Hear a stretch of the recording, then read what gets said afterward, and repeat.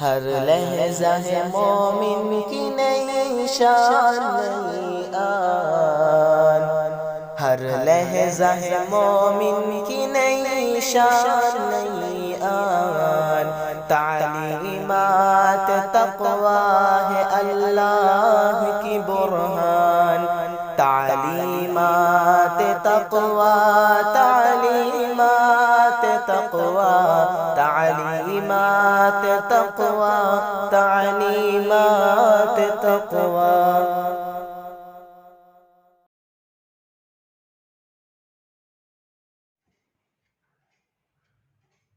اعوذ باللہ من الشیطان الرجیم، بسم اللہ الرحمن الرحیم۔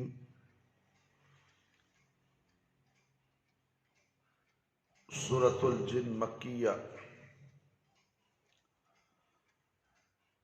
قل اوحی الی انہ استمع نفر من الجن فقالوا إنا سمعنا قرآنا عجبا يهدي إلى الرشد فآمنا به ولن نشرك بربنا أحدا وأنه تعالى جد ربنا ما اتخذ صاحبة ولا ولدا وأنه كان يقول سفيهنا على الله شططا وأنا ظننا أن لن تقول الإنس والجن على الله كذبا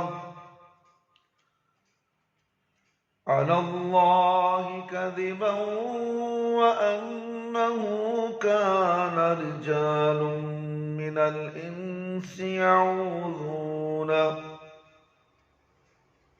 برجال من الجن فزادهم رهقا وأنهم ظنوا كما ظننتم أن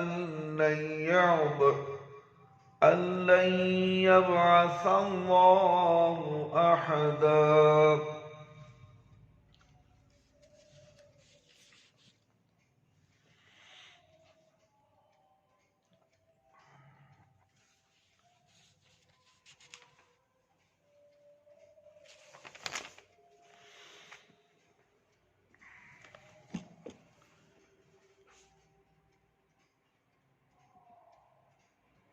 سورہ جن کا ترجمہ اور اس کی تفسیر جو آیتیں میں نے پڑھی ہیں وہ آپ کے سامنے پیش کی جا رہی ہیں۔ میرے بھائیوں، میرے دوستوں، بزرگوں، ساتھیوں، میری پیاری ماں اور بہنوں، اس کو سنیں اور ایک دوسرے میں پھیلانے کی کوشش کریں۔ اللہ آپ کو نیک توفیق دے، آمین یا رب العالمین۔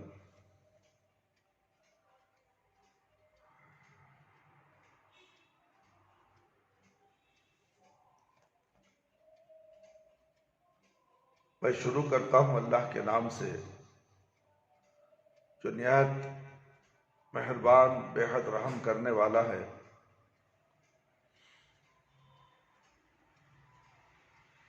تمام تعریفیں اس ذات اقدس کے لیے ہیں۔ اے میرے نبی، آپ کہہ دیجئے میرے پاس وحی آئی ہے کہ جنوں کی ایک جماعت نے قرآن سنا، پھر انہوں نے دوسرے جنوں سے کہا کہ ہم نے ایک بہت ہی عجیب قرآن سنا ہے جو راہ راست کی طرف رہنمائی کرتا ہے، اس لیے ہم اس پر ایمان لائے ہیں اور ہم اپنے رب کا کسی کو ہرگز شریک نہیں بنائیں۔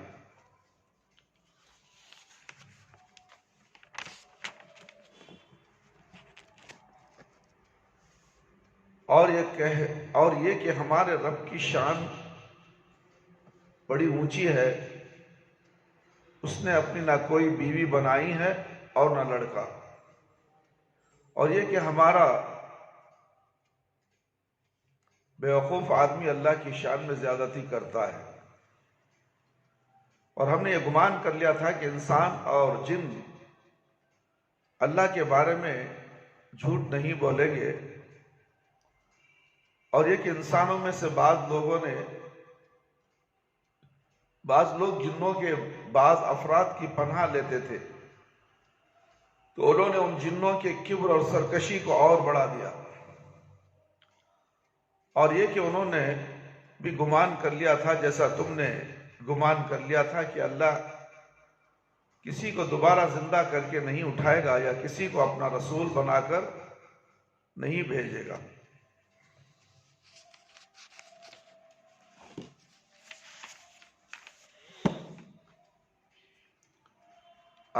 چند آیتوں کی تفسیر سنتے ہیں۔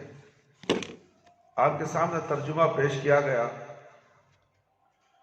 پہلی آیت میں جن کا لفظ آیا ہے،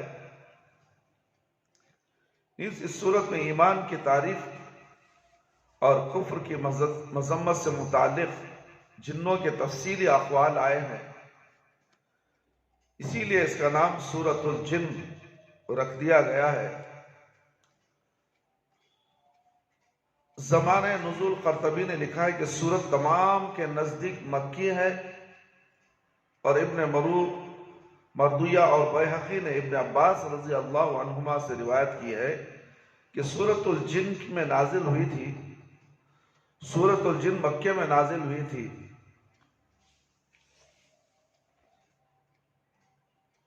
ابن مردویہ نے عائشہ رضی اللہ عنہا اور عبداللہ بن زبیر رضی اللہ عنہم سے بھی یہی روایت کی ہے۔ سورۃ الاحقاف آیت نمبر 20 پر 9 سے 30 پر 2 تک میں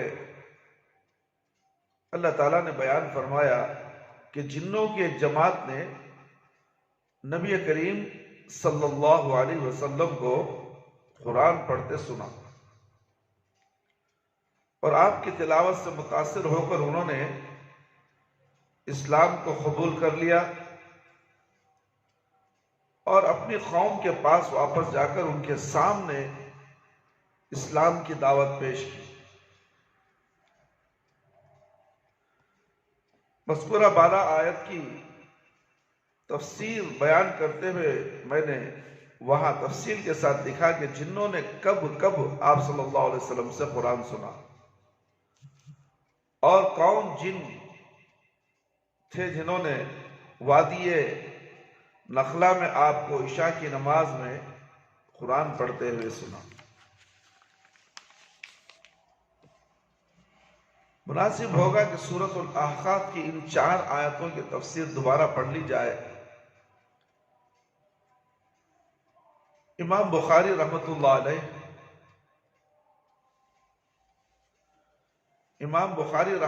علیہ مسلم اور ترمذی وغیرہ نے ابن عباس رضی اللہ تعالی عنہما سے روایت کی کہ نبی کریم صلی اللہ علیہ وسلم صحابہ اکرام رضی اللہ عنہم علیہم اجمعین کی ایک جماعت کے ساتھ سوق مکاز کی طرف روانہ ہوئے، جو اس زمانے میں مکے سے قریب ہی ایک بازار تھا۔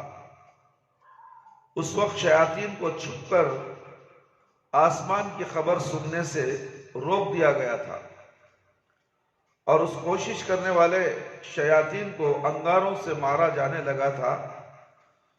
جب شیاطین بے مراد واپس آئے تو ان کے ساتھیوں نے ان سے پوچھا کہ ماجرا کیا ہے، تو انہوں نے کہا کہ اب ہمیں آسمان کی خبر سننے سے قطعی طور پر روک دیا گیا ہے، اور ہمیں انگاروں سے مارا جانے لگا ہے۔ شیاطین نے کہا ضرور کوئی نئی بات ہوئی ہے جس کے سبب ہمیں آسمان کی خبر سننے سے روک دیا گیا ہے، اس لیے تم مشرق و مغرب میں ہر طرف جاؤ اور حقیقت حال کا پتہ لگاؤ۔ چنانچہ جو شیاطین تہامہ کی طرف گئے وہ رسول اللہ صلی اللہ علیہ وسلم کے پاس وادی نخلا میں پہنچ گئے۔ آپ صلی اللہ علیہ وسلم سوخ عکاظ جانا چاہتے تھے، اور اس وقت صحابہ اکرام کے ساتھ مدھ لگا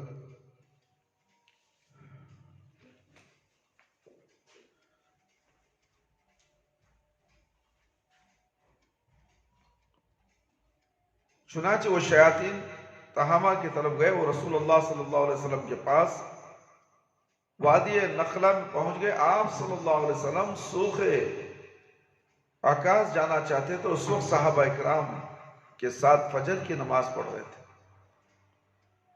جنہوں نے آپ کی تلاوت غور سے سننے کے بعد کہا کہ یہی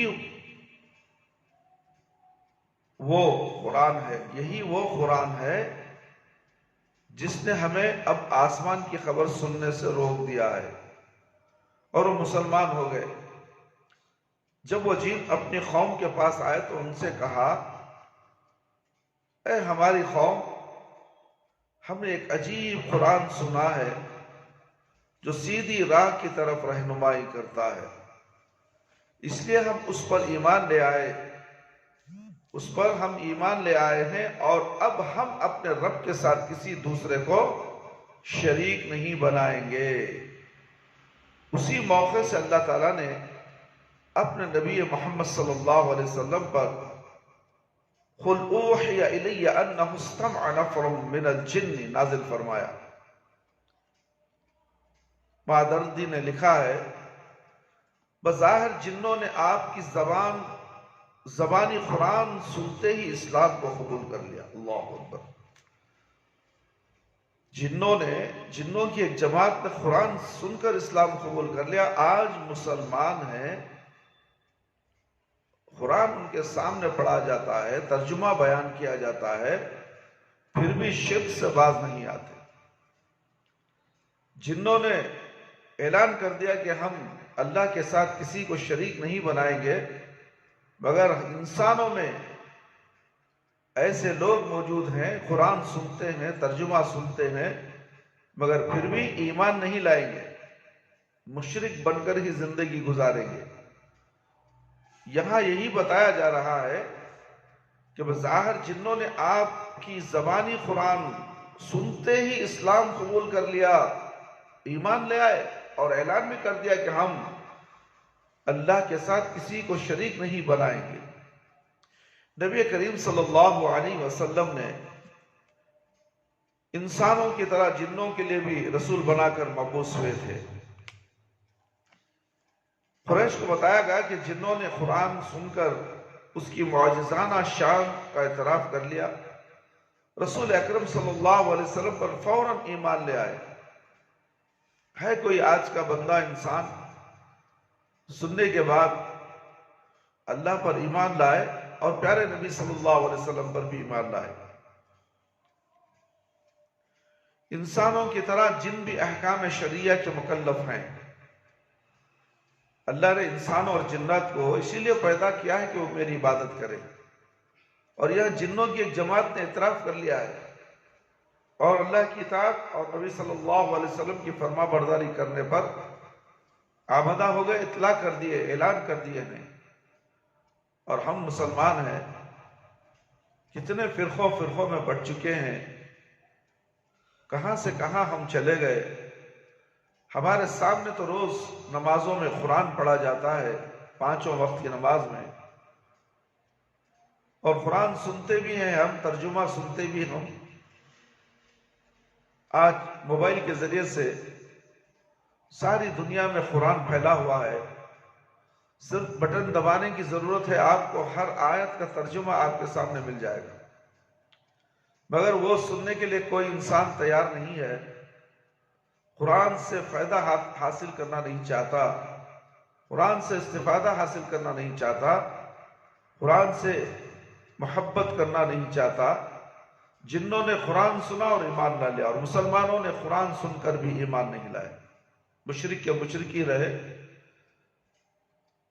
اپنے باپ دادا کی روش پر چلنا پسند کرتے ہیں۔ اللہ اور اللہ کے رسول صلی اللہ علیہ وسلم کے احکامات پر عمل کرنا نہیں چاہتے، پھر بھی یہ لوگ مسلمان ہی ہیں، اپنے آپ کو مسلمان کہتے ہیں، ایک رب العالمین کی عبادت نہیں کرتے، ایک نبی صلی اللہ علیہ وسلم کی اطاعت و فرما برداری نہیں کرتے، اللہ رب العالمین کے ساتھ بھی شرک کرتے ہیں اور نبی کریم صلی اللہ علیہ وسلم کے ساتھ بھی بزرگان دین اولیاء اللہ کو شریک کرتے ہیں، دونوں طرف شرک ہو رہا ہے، پھر بھی مسلمان، افسوس صد افسوس۔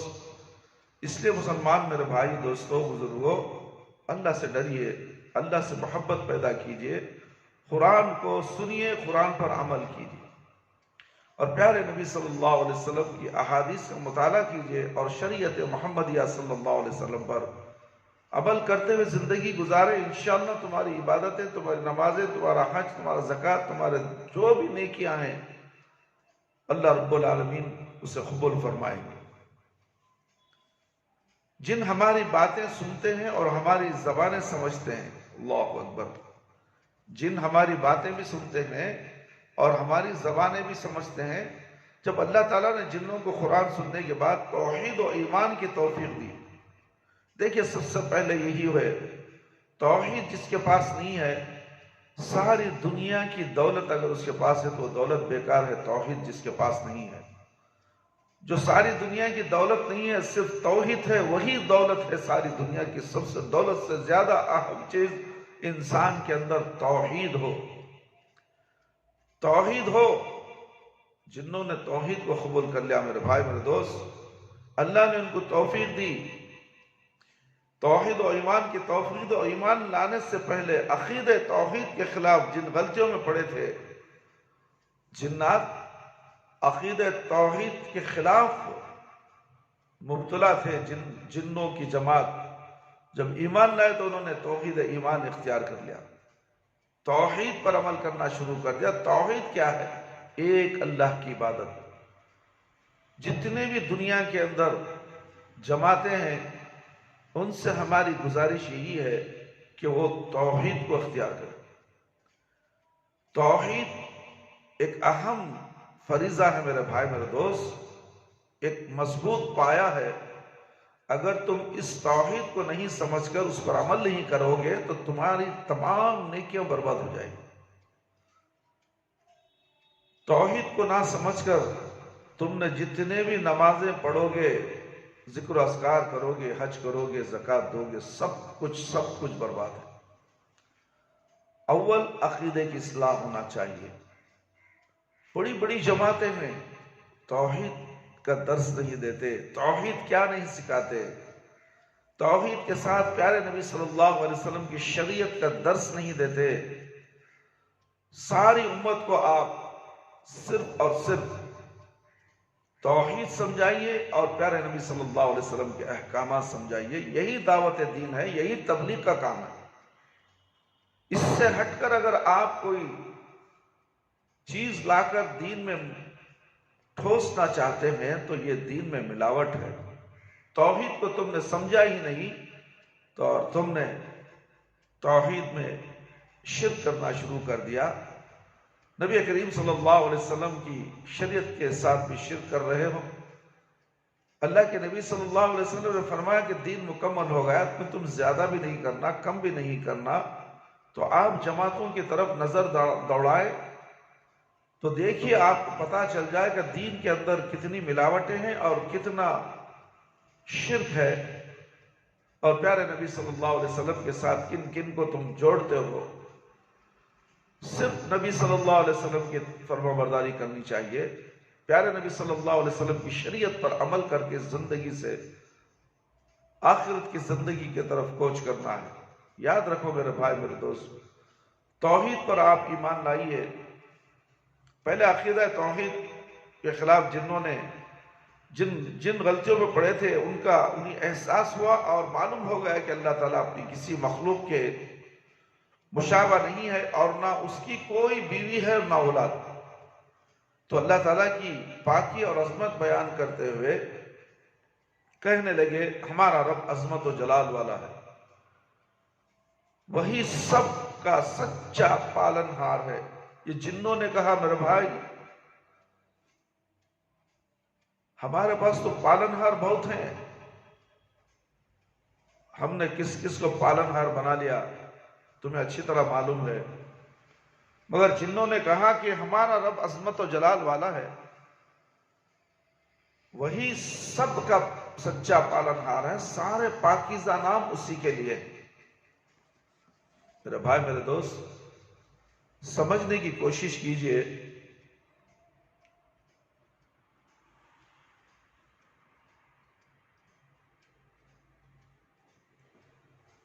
اس نے اپنے لیے نہ کوئی بیوی بنائی ہے، اس لیے کہ بیوی کا محتاج کمزور عاجز انسان ہوتا ہے۔ بیوی کا محتاج کمزور اور عاجز انسان ہوتا ہے تاکہ اپنے جسم میں ابھرتی ہوئی شہوت کو اس کے ساتھ اس اتصال کے ذریعے پوری کر سکے، اور نہ اس کی کوئی اولاد ہے، کیونکہ اولاد زن و شو کے شہوانی اتصال کے نتیجے میں پیدا ہوتی ہے، اور اللہ تعالیٰ کی کوئی بیوی نہیں۔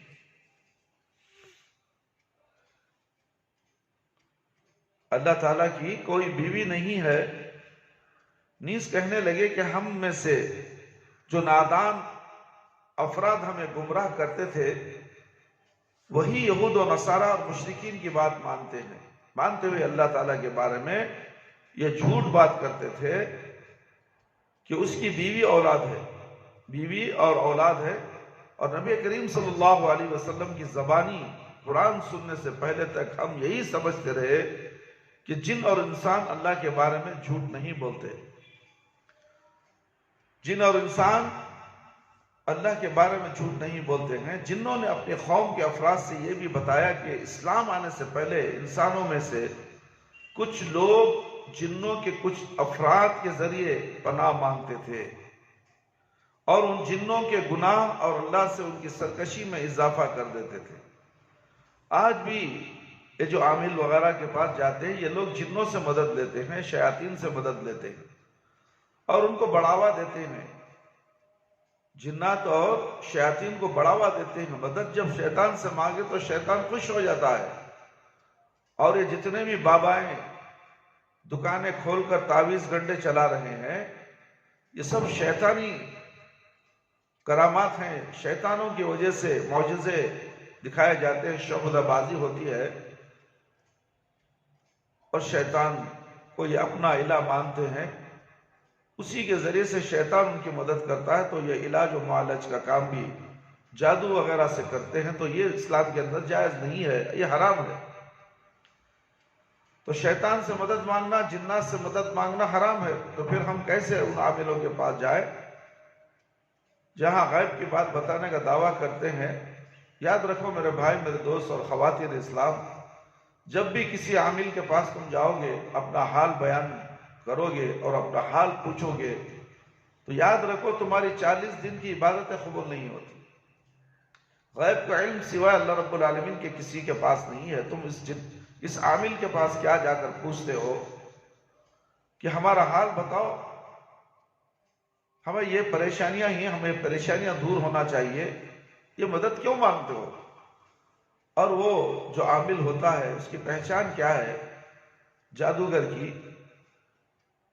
وہ جاتے ہی اپنے تمہارے نام یعنی ماں کا نام پوچھے گا۔ جب ماں کا نام پوچھے گا تو سمجھ لو کہ یہ جادوگر ہے۔ اس لیے ایسے عاملوں سے بچو جو ماں کا نام پوچھ کر تمہارا علاج کرتے ہیں، تو یہ اصل جادوگر کی پہچان ہے۔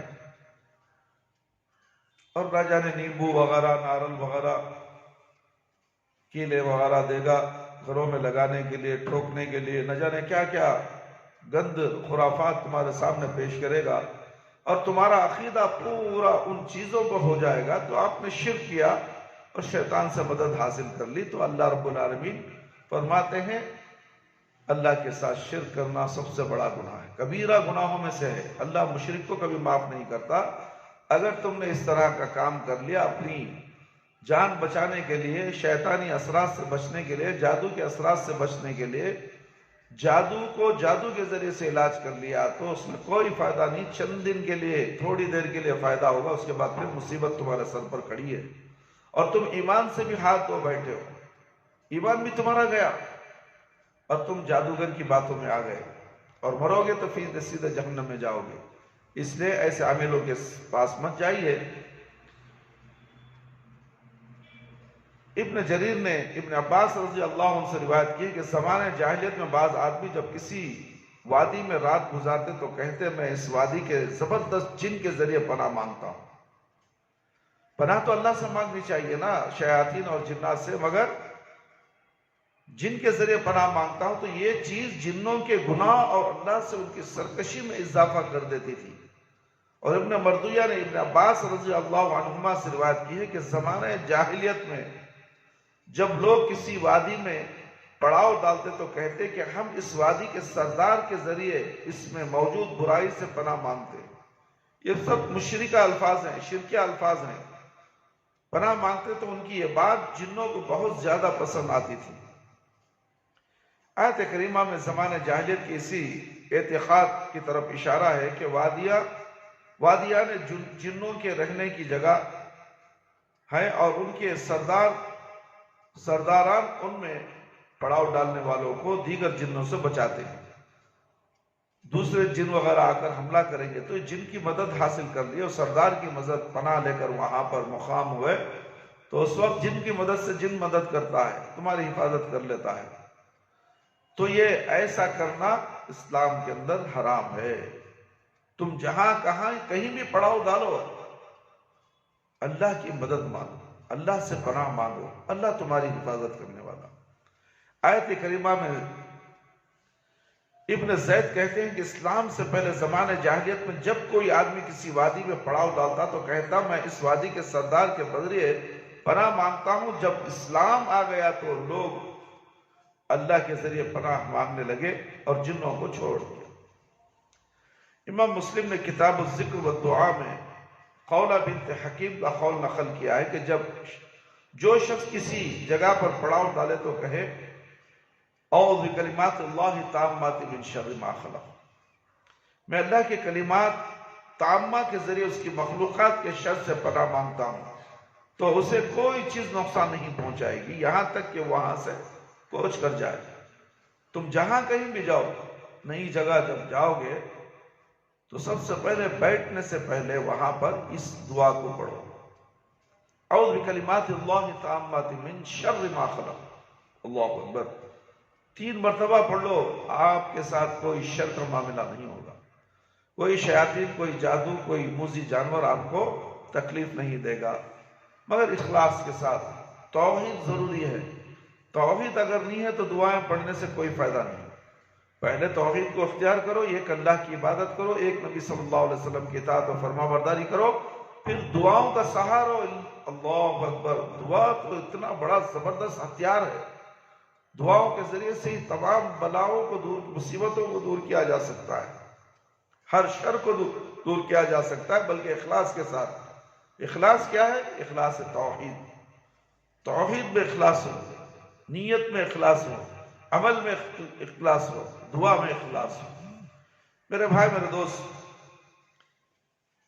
اس حدیث سے مذکورہ والا آیت کریمہ کی تفسیر پر روشنی پڑتی ہے کہ انسانوں کا جنوں کے ذریعے پناہ مانگنا شرک ہے، جنوں سے مدد مانگنا شرک ہے، تعویذ گھنٹے لٹکانا شرک ہے، پلیتے وغیرہ نہ جانے کیا کیا تم لکھ کر گلوں میں ڈالتے ہو، گھروں میں رکھتے ہو، پلنگ کے نیچے، تکیے کے نیچے۔ اللہ اکبر، میں کیا بتاؤں میرے بھائی میرے دوست، اتنا شرک بھرا ہوا ہے مسلمانوں کے اندر۔ یہ عامل باباؤں نے گلی گلی میں دکان کھول کر رہے ہیں، درگاہوں کے پاس دکانیں کھول لیے ہیں، اور ہر عورت کو سب سے پہلے اپنے جال میں پھنسا لیتے ہیں۔ یہ عورت ہی شوہر کی اطلاع دیے بغیر عاملوں کے چکر کاٹتی ہے، حسد اور جلن کی وجہ سے ایک دوسرے پر جادو کروایا جاتا ہے۔ یہ تمام چیزیں حرام ہیں میرے بھائی، حرام ہیں، حرام ہیں، حرام سے بچو۔ کسی کو نقصان پہنچانے سے بچو، دھوکہ دینے سے بچو، جادو کرنے سے بچو، جادو کروانے سے بھی بچو۔ جب جادوگر کا حکم یہ ہے کہ جادوگر کو دیکھو تو قتل کرنے کا حکم ہے، جو جادو کروانے جاتی ہیں ان کا کیا معاملہ ہے؟ ان کو بھی قتل کرنے کا حکم ہے۔ گھروں کو بگاڑ دینا، میاں بیوی میں دراڑ ڈال دینا، آپس میں بھائی بہن میں لڑوانا، ماں باپ سے لڑوانا، یہ تمام شیطانی کارستانی ہے۔ اور شیطان خود چاہتا ہے کہ ایسا کریں، تو اس لیے شیطان اڈے اڈے کھول کر بیٹھا ہوا ہے تاکہ بھولے بھالے مسلمان وہاں آئیں اور اپنا ایمان بیچیں اور جادو کے ذریعے سے ایمان کو مضبوط کر لیں۔ ان جنوں نے اپنی قوم کو یہ بھی بتایا کہ انسان بھی تمہاری طرح اس گمان میں مبتلا تھے کہ اللہ تعالیٰ کسی شخص کو اپنا رسول بنا کر لوگوں کی توحید کی دعوت دینے اور انہیں شرک سے ڈرانے کے لیے نہیں بھیجے گا۔ آیت کا دوسرا مفہوم یہ ہو سکتا ہے کہ